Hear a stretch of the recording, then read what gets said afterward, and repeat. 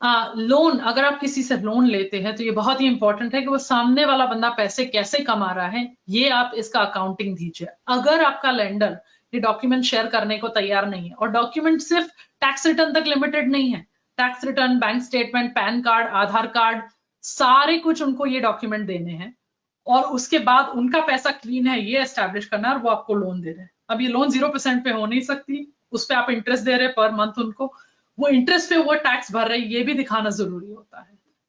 अगर आप बैंक से पैसा निकाल रहे हैं और आपका कोई घर है कोलैटरल में, या कोई गाड़ी है, या कुछ भी आपने कोलैटरल में रखा है, तो गवर्नमेंट ये देखना चाहेगी कि आपने ये घर किस पैसे से खरीदा।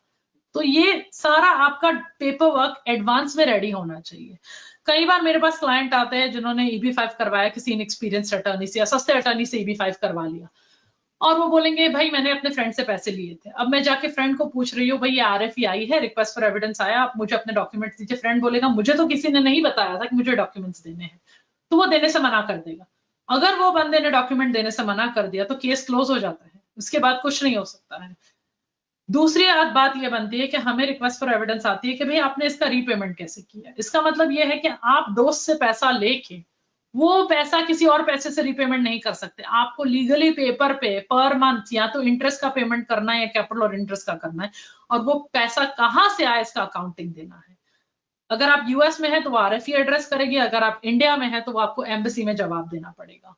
बहुत ही इंपॉर्टेंट है कि आप अगर लोन कंपनी से लेते हैं तो आप ये समझाएं कि कंपनी आपकी नहीं है, किसी और की कंपनी है, आर्म्स लेंथ ट्रांजैक्शन है। और अगर आपकी कंपनी है तो आपको ये दिखाना है कि कंपनी शुरू कैसे हुई, ये कंपनी पैसा कैसे कमा रही है। अगर किसी दोस्त की कंपनी है तो ये दिखाना है कि कंपनी के registration documents, balance sheet, profit and loss, 3CEB, ये सारे डॉक्यूमेंट्स आपको दिखाने हैं कि कंपनी ने मुझे पैसा लेंड किया और कंपनी ऐसे पैसा कमा रही है।